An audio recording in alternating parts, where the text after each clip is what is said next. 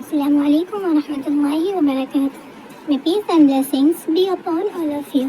This side Hina Moin. So this is our video second. In this video, we will continue the next topic of chapter name periodic properties. Okay. So our topic is effective nuclear charge. Effective nuclear charge क्या होता है? इसको हम लोग Z effective के नाम से भी जानते हैं. ठीक है. इसमें क्या होता है? इसमें दो टाइप के होते हैं. एक सिंगल इलेक्ट्रॉन सिस्टम होता है और एक मल्टी इलेक्ट्रॉन सिस्टम होता है. ओके. अब देखिए हम सिंगल इलेक्ट्रॉन सिस्टम को कैसे समझेंगे. कि सिंगल इलेक्ट्रॉन सिस्टम देखिए बीच में न्यूक्लियस होता है. न्यूक्लियस के बाहर क्या होता है? ऑर्बिटल्स होते हैं. इसमें क्या होता है? हमारे इलेक्ट्रॉन्स होते हैं. सपोज यहाँ पर एक इलेक्ट्रॉन है. ठीक है. उसका एटॉमिक उसमें कितने प्रोटॉन है? 10 है. कोई रैंडम हम लोगों ने ऐसा ही ले लिया. तो क्या है देखिए जो प्रोटॉन है वो इलेक्ट्रॉन को अपने तरफ खींचेगा. एक है इसलिए सारी एनर्जी उसी में लगेगी, वो अपनी तरफ खींचेगा. ठीक है. अब देखिए मल्टी इलेक्ट्रॉन सिस्टम में क्या है? यहाँ पर देखिए यहाँ पर एक न्यूक्लियस है यानी यहाँ पर प्रोटॉन है और उसके सब ऑर्बिटल्स में देखिए इलेक्ट्रॉन्स खूब ढेर सारे हैं ना. तो इसमें क्या होगा? इसमें एक ही प्रोटॉन इतने जो आउटर मोस्ट इलेक्ट्रॉन है देखिए आउटर मोस्ट इलेक्ट्रॉन है ना, तो वहां पर उसको पहुंचने में ज्यादा वो लगेगा. तो देखिए इसमें क्या होता है? स्क्रीनिंग इफेक्ट होता है. सबसे ज्यादा स्क्रीनिंग किसकी होती है? s ऑर्बिटल की, फिर p ऑर्बिटल की, फिर d ऑर्बिटल की, फिर f ऑर्बिटल की. ठीक है. अब देखिए z इफेक्टिव का फॉर्मूला क्या होता है? z effective is equal to atomic number minus sigma. Sigma क्या होता है? Slater's constant. देखिए सिर्फ हम लोगों को ये फॉर्मूला लर्न करना है, अभी इसका यूज हम लोग के यहाँ पर नहीं है. ठीक है. अब देखिए नोट क्या है? नोट इंपॉर्टेंट नोट फर्स्ट क्या है? More the positive charge more the z effective. क्या बताया गया है? जितना ही ज्यादा चार्ज होगा उतना ही ज्यादा z इफेक्टिव होगा ना. अब देखिए एग्जांपल देखिए यहाँ पर Fe+2 है और Fe+3. बताइए Fe+2 में चार्ज ज्यादा है कि Fe+3 में चार्ज ज्यादा है? ऑब्वियसली Fe+3 में चार्ज ज्यादा है. जहाँ चार्ज ज्यादा वहाँ z इफेक्टिव ज्यादा. तो z इफेक्टिव किसका ज्यादा होगा? Fe+3 का. ठीक है. अब देखिए सेकंड नोट क्या कह रहा है? More the negative charge lesser the z effective. जितना ही ज्यादा निगेटिव चार्ज होगा उतना ही कम हमारा z इफेक्टिव होगा. सपोज एग्जांपल देखिए लिखा हुआ है O- और O2-. अब बताइए इसमें सबसे ज्यादा z इफेक्टिव किसका है? क्या बताया गया नोट में? जिसका निगेटिव चार्ज ज्यादा होगा उसका z इफेक्टिव कम होगा. तो देखिए O2- का माइनस में निगेटिव चार्ज ज्यादा है तो O- का z इफेक्टिव ज्यादा होगा. क्योंकि क्या बताया गया हमारे नोट में? More the negative charge lesser the z effective. Okay. अब देखिए ट्रेंड क्या बताया गया है? जो हम लोग अलोंग दी पीरियड जाएंगे यानी हम लोग लेफ्ट टू राइट जाएंगे तो हमारा z इफेक्टिव क्या होगा? इंक्रीज होगा यानी बढ़ेगा. ठीक है. अब हम लोग जब अलोंग अ ग्रुप जाएंगे यानी टॉप टू बॉटम जाएंगे तो हमारा z इफेक्टिव डिक्रीज होगा. ठीक है. या फिर सेम रहेगा. ठीक है. अब देखिए हमारा नेक्स्ट टॉपिक है एटॉमिक रेडियस. एटॉमिक रेडियस किसे कहते हैं? Distance between nucleus and outer most electron. देखिए बीच में ये न्यूक्लियस है ना जहाँ पर प्रोटॉन और न्यूट्रॉन प्रेजेंट होते हैं और उसके बाहर देखिए इलेक्ट्रॉन है. एटॉमिक रेडियस क्या है? क्या बताया गया? Distance between nucleus and outer most electron. जो न्यूक्लियस और इलेक्ट्रॉन के बीच का डिस्टेंस है उसे हम लोग क्या कहेंगे? Atomic radius. ठीक है. और सेकंड पॉइंट में क्या बताया गया है? It is impossible to find exact value of atomic radius. क्या बताया गया इसमें? कि हम लोग exact value of atomic radius को फाइंड नहीं कर सकते, वो बहुत ही इम्पॉसिबल है. ठीक है. अब क्यों इम्पॉसिबल है? क्योंकि देखिए एटॉमिक की बहुत ही स्मॉल है और exact boundary of atom is not known. देखिए जो एटम की जो बाउंड्री है वो हम लोग नहीं जानते ना कि कौन सी एग्जैक्ट है, इसीलिए इसमें और इज नॉट नोन. और क्या कहते हैं? Heisenberg uncertainty principle. इसका एक रीजन ये भी है atomic is too small. Second reason क्या है? Exact boundary of atom is not known. जिसे कहते हैं हाइजेनबर्ग अनसर्टेनिटी प्रिंसिपल। ठीक है, देखिए अब हमारा नेक्स्ट टॉपिक क्या है, कोवैलेंट रेडियस।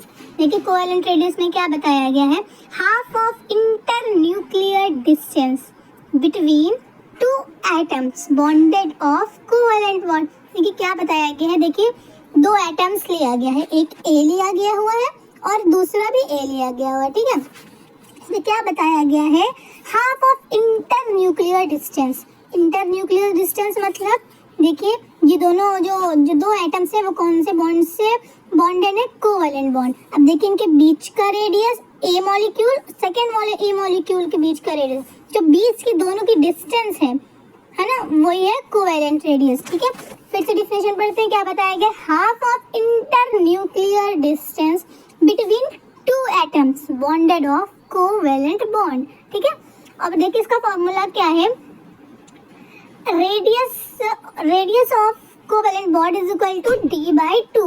अब देखिए क्या बोलते हैं, अब ये भी इम्पॉसिबल है, इसमें की भी हम लोग एग्जैक्ट वैल्यू नहीं फाइंड कर सकते हैं। ठीक है,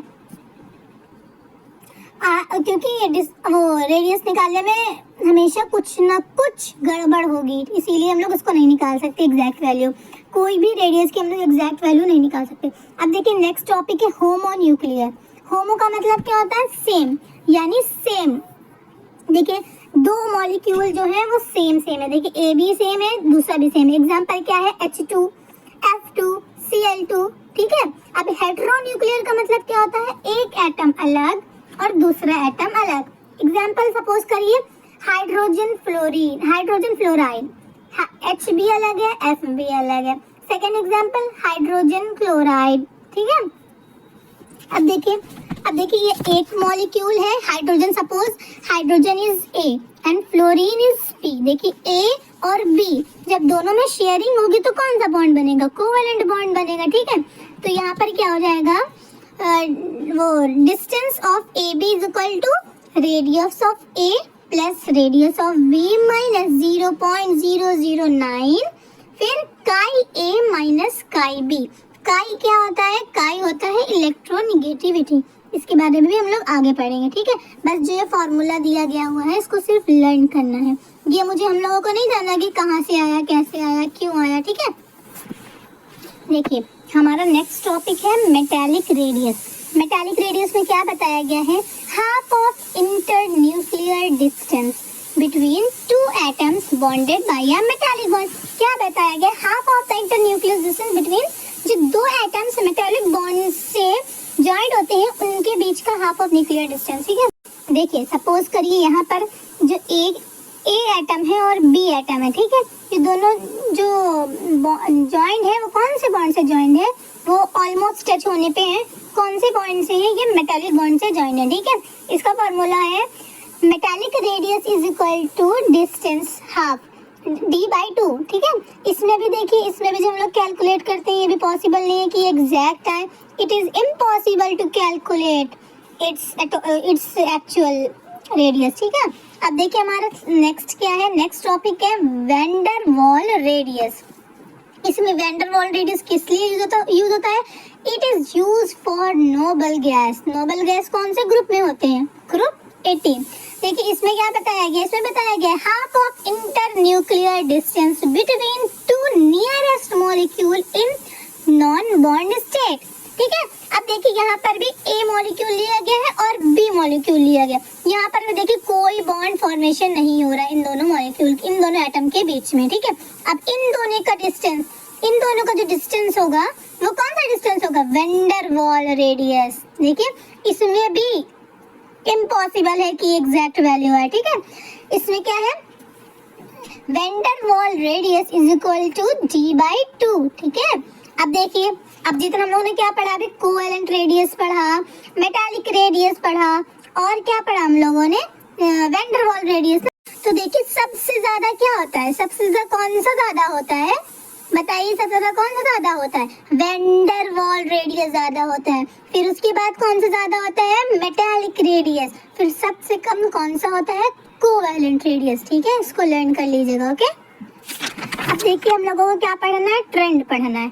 ट्रेंड इसमें क्या बताया गया, atomic size is inversely proportional to this Z effect.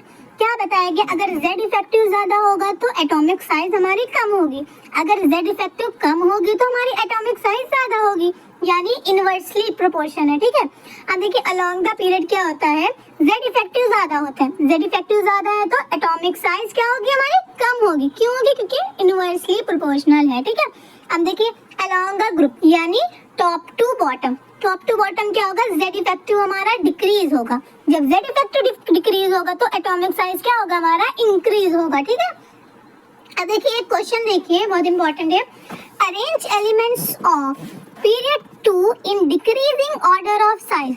अब सबसे पहले हम लोग तो डिक्रीजिंग ऑर्डर समझते हैं। ठीक है, डिक्रीजिंग ऑर्डर यानी छोटे से बड़ा, नहीं डिक्रीजिंग ऑर्डर क्या होता है, बड़े से छोटा। ठीक है, अब देखिए हमारा पीरियड 2 में क्या होता है, सबसे पहले lithium, beryllium, boron, carbon, nitrogen, oxygen, fluorine, ये हम लोगों का होता है। बट क्या होता है, और फ्लोरीन के बाद क्या होता है, नियॉन होता है।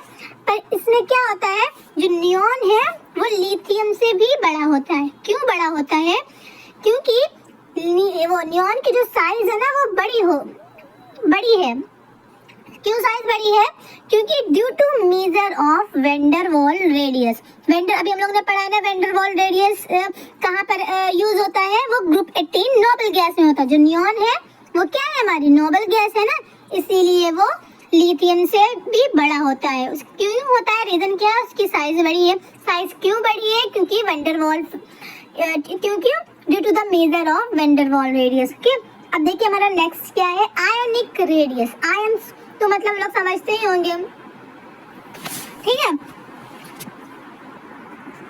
अब देखिए हम लोग आयंस के बारे में पढ़ने जा रहे हैं। हम लोगों ने अभी क्या दो नोट्स पढ़े थे पहले कि more the positive charge more is Z effective. Second note क्या पढ़ा था, more the negative charge less is Z effective. अब देखिए सपोज एक एग्जांपल हम लोग लेते हैं, suppose compare the size of Fe+2 Fe+3। बताइए ये Fe+2 और Fe+3 क्या है, ये हमारे आयंस ही है ना। अब देखिए इसमें हम लोग क्या सबसे पहले कि हम लोग Z इफेक्टिव के जरिए हम लोग सब हम लोग ट्रेंड वो कर रहे हैं ना, तो सबसे पहले हम लोग फाइंड करेंगे कि Z इफेक्टिव क्या है, more the positive charge more the Z effective. अब देखिए यहाँ पे Fe+2 और Fe+3 में किसका ज्यादा चार्ज है, Fe+3 का चार्ज है, तो ऑब्वियसली Z इफेक्टिव किसका ज्यादा होगा, Fe+3 का ज्यादा होगा। अब हम लोगों ने क्या पढ़ा था, The atomic size is inversely proportional to the Z effective। अब Z effective ज्यादा है इसका Fe+3 का, तो उसका उल्टा कर देंगे, Fe+2 का एटॉमिक साइज हो जाएगा। क्यों हो जाएगा, क्योंकि इनवर्सली रिलेशन है इसका। ठीक है, thanks for watching, subscribe for more videos.